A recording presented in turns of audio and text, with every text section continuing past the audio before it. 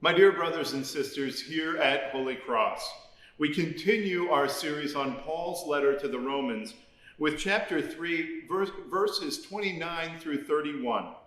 And in verse 29, Paul says, "Or is God the God of Jews only? Is he not the God of Gentiles also? Yes, of Gentiles also, since God is one. And he will justify the circumcised on the ground of faith, and the uncircumcised through that same faith. Do we then overthrow the law by this faith? By no means. On the contrary, we uphold the law." All right, there's a lot here. First of all, we begin this question once again of, is God the God of the Jews only? And the answer to that is no, of course he's not, because you wouldn't be listening to me speaking right here if he was the God only of the Jews. So in that no, he's got an affirmation. Is he not the God of the Gentiles also? Yes, that's the affirmation. He's the God of both the Gentiles and the Jews. Now we know that there's going to be a bit of a problem here when you try and bring the Gentiles and the Jews together. It's been a long problem, but here we have it. You see, Paul knows that if he affirms that God is the God of the Gentiles, that there seems to be some abdication of God being just the God of the chosen people. And he doesn't want to say that. But he also wants to affirm that God is bigger than just the chosen people, than just the God of the Jews. He says, no, Yahweh is the God of all things because God is one. God is not multiple. God is one. He says, and he will justify the circumcised on the ground of faith and the uncircumcised through the same faith. Now, earlier we talked about Paul going back to Abraham and going back to Abraham because the circumcision was rooted in the yes that Abraham said to God. And he said, now, did Abraham do any of this by the law or by works righteousness? No, he says.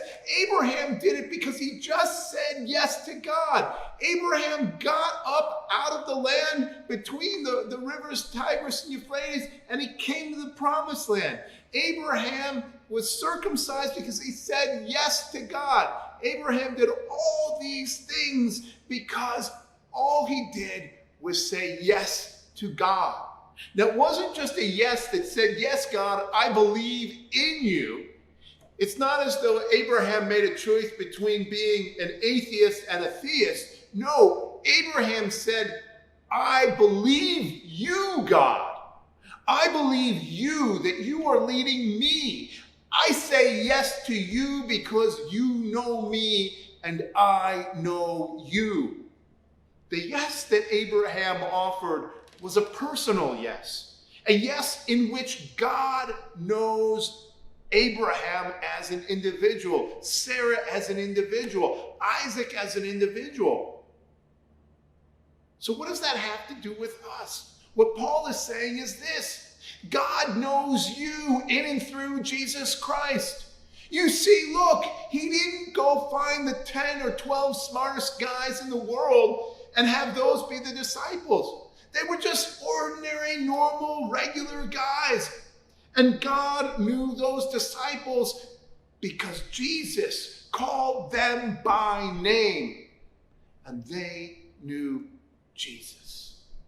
Which is to say, the yes that is rooted in Abraham's yes is not a philosophical yes. It's an I know you, I love you yes. It's a yes to all that you offer me in your being. It's a yes, I will give you everything in my being yes.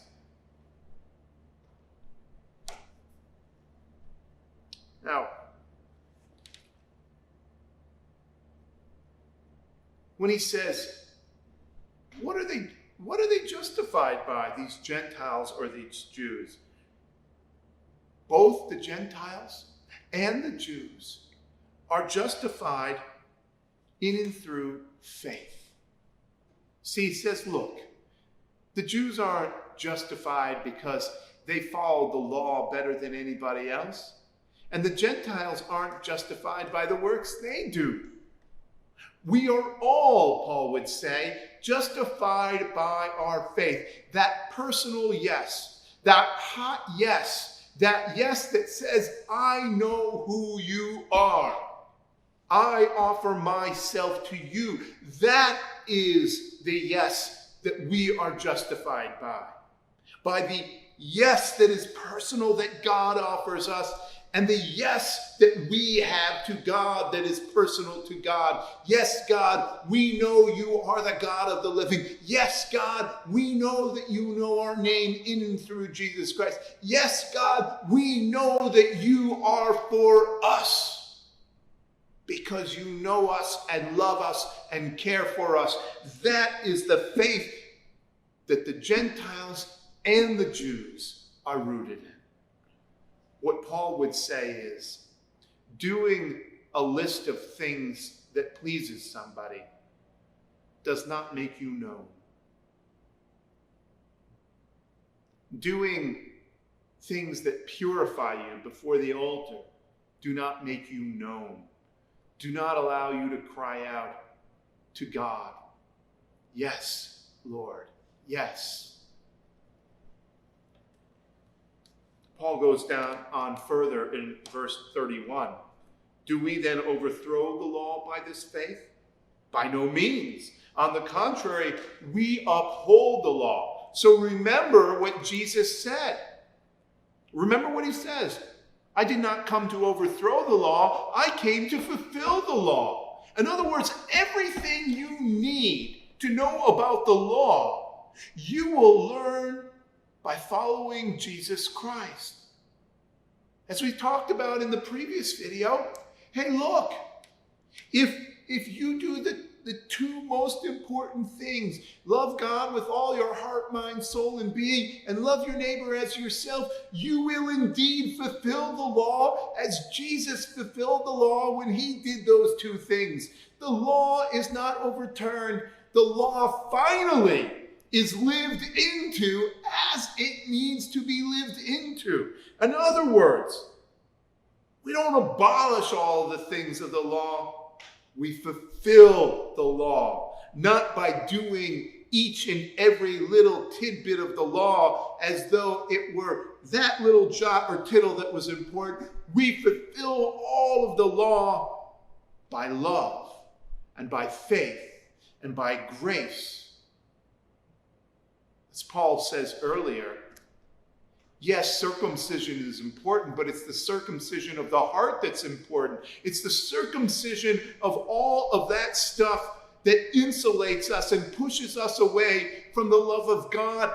When the circumcision that pushes all of that stuff away from our heart happens, and we are truly able to love as God calls us to love, then in that, we come alive. And in that, the law is fulfilled.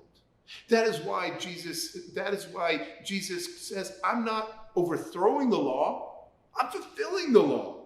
And that's why Paul would say, if you look to Jesus on the cross, you will see perfect love. You will see the atonement that makes us right with God in an objective way up on that cross.